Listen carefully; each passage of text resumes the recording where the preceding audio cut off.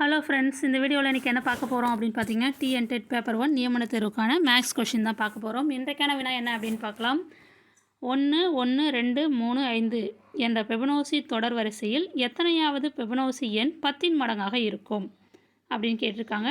Very ஈஸியான some தான், ஓகேங்களா. பெபனோசி எண்ணா என்ன நீங்கள் தெரிஞ்சுக்கிட்டால் போதும். என்ன அப்படின்னா, ஃபஸ்ட்டு கொடுத்துருக்காங்க இல்லையா நம்பரை, ஃபஸ்ட்டு 2 நம்பர் 1 1 கொடுத்துட்டா அதுக்கு அடுத்த நம்பர் வந்து அதுக்கு முன்னாடி இருக்கிற 2 நம்பரை கூட்டி இங்கே போடணும். 1 1 கூட்டி 2ன்னு போடணும்.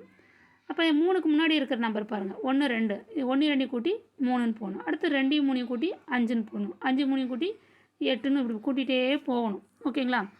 அப்படி கூட்டிகிட்டு போகல எத்தனையாவது பிபனோசி எண் 10 மடங்காக இருக்கும் அப்படின்னு கேட்டிருக்காங்க. 10 மடங்குலாம் என்னென்ன இருக்குது பாருங்கள். 10 20 30 40 50 60 70 லாஸ்ட்டில் 0ன்னு முடியறது எல்லாமே 10 மடங்கு தான், ஓகேங்களா. அப்போ நம்ம இப்படி போட்டுகிட்டே வர்ற இடத்துல லாஸ்ட்டில் 0ன்னு முடிய நம்பர் எங்கே இருக்கோ, எத்தனாவது உறுப்பாக இருக்கோ அதுதான் வந்து அந்த வரிசையில் அத்தனையாவது பிபனோசி எண், ஓகேங்களா. இப்போ அதுபடி தான் இப்போ போட போகிறோம். இதோ போட்டிருக்கோம் பாருங்கள். 1 1 2 3 எப்படின்னா 1 1 கூட்டினா 2, 2 1 கூட்டினா அடுத்த நம்பர், 2 3 கூட்டினா அடுத்த நம்பர், 3 5 கூட்டினா அடுத்த நம்பர், 5 8 கூட்டினா 13, 13 8 21, 21 3 21 13 34, 34 21 55, 55 34 89, 89 55 கூட்டினா 144, 144 89 கூட்டினா 233, 233 144 கூட்டினா 377, 377 233 கூட்டினா 610. இது வரைக்கும் பாருங்கள். கடைசியில் 0ன்ற எண்ணே வராமல் இருக்குது பாருங்கள். எனக்கு லாஸ்ட்டில் 0ன்னு எந்த நம்பருக்குமே வரல, இங்கே தான் வந்திருக்கு, ஓகேங்களா. அப்போ இது வந்து 10 மடங்கு. அப்போ இது எத்தனாவது உறுப்பு நம்ம எண்ணிட்டு வரணும். 1 2 3 4 5 6 7 8 9 10 11 12 13 14 15 15வது உறுப்பு தான் 10 மடங்காக வந்திருக்குது, ஓகேங்களா. அப்போ ஆன்சர் என்ன அப்படின்னு பார்த்தீங்கன்னா ஆப்ஷன் சி தான் கரெக்டான ஆன்சர், 15, ஓகேங்களா.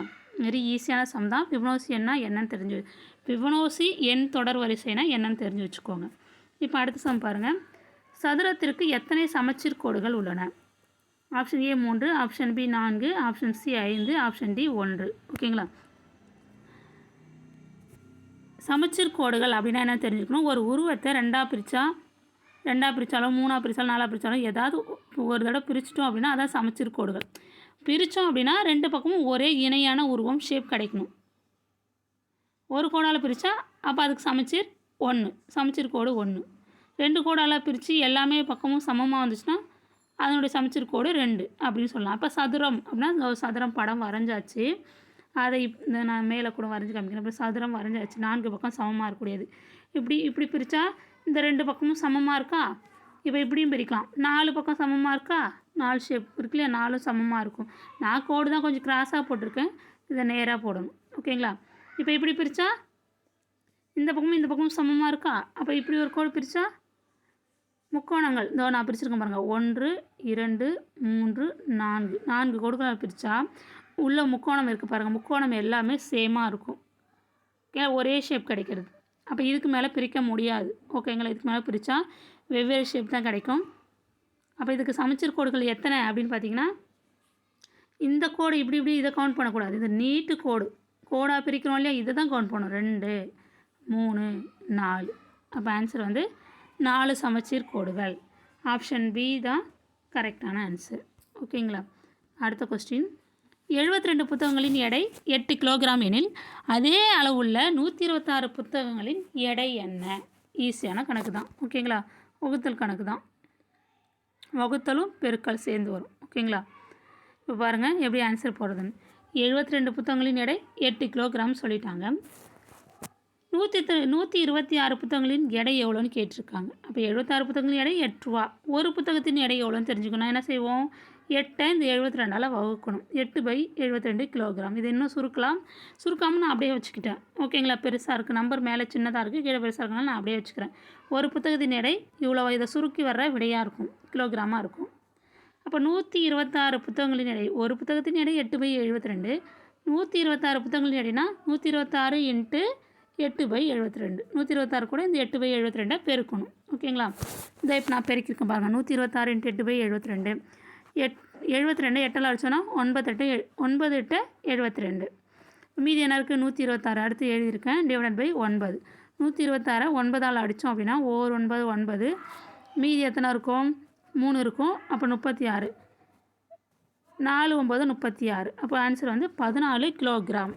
ஆப்ஷன் ஏ தான் கரெக்டான ஆன்சர். ஈஸியான சம் தான். ஆப்ஷன் ஏ என்ன இருக்குது பாருங்கள், 14 கிலோகிராம். அப்போ 126 புத்தகங்களின் எடை 14 கிலோகிராம். ஓகேங்களா? இந்த 3 சம் ஏதாவது டவுட் இருந்ததுன்னா கமெண்ட்ஸில் தெரிவிங்க. இந்த வீடியோ உங்களுக்கு பயனுள்ளதாக இருக்கும்னு நம்புகிறேன். இதுக்கு முன்னாடி 6 வீடியோஸ் போட்டிருக்கேன். அதை பார்க்காதவங்க பாருங்கள். டிஸ்கிரிப்ஷனில் அதுக்கான லிங்க் தரேன். அதுக்கு முன்னாடி ப்ரீவியஸ் இயர் கொஸ்டின் பேப்பர் நிறைய சால்வ் பண்ணியிருக்கேன். அதெல்லாம் ப்ளேலிஸ்ட்டில் இருக்குது. டிஸ்கிரிப்ஷன்லேயும் நான் கொடுக்குறேன், பாருங்கள். ஓகேங்களா? உங்களுக்கு யூஸ்ஃபுல்லாக இருக்கும். இப்போ நியமன தேர்வுக்கு எல்லாமே வந்து 10ஆம் வகுப்புக்குள்ளே தான் கேட்டிருக்காங்க. புக்கில் இருக்கிற கொஸ்டின்ஸ் தான். ஷார்ட்கட்டும் சில வீடியோஸில் கொடுத்துருக்கேன், பாருங்கள். உங்கள் ஃப்ரெண்ட்ஸுக்கும் ஷேர் பண்ணுங்கள். ஓகேங்களா? நீங்கள் சப்ஸ்கிரைப் பண்ணாமல் பார்க்குறவங்களா இருந்தால் சப்ஸ்கிரைப் பண்ணுங்கள். ஓகேங்களா? Thank you friends.